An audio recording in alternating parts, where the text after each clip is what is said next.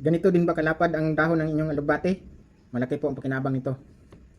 Watch and learn.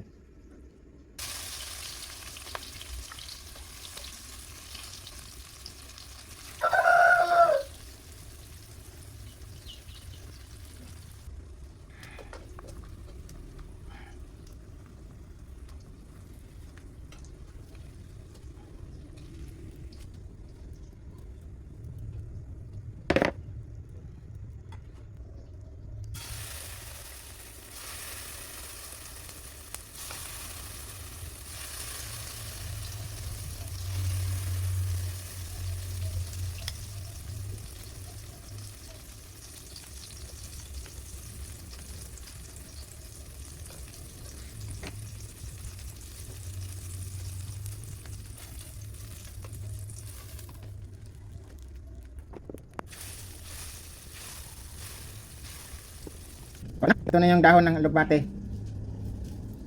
O, tingnan mo. Parang walang pakinabang pero ngayon, ang laki ng pakinabang niya. Sarap.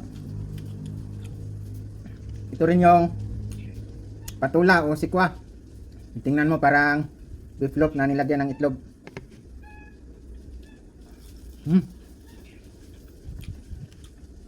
Ayos. Malinamnam. Sarap ano sa kanin. Matutunaw yung daliri mo sa Salamat. Sana mayroon kayong natutunan.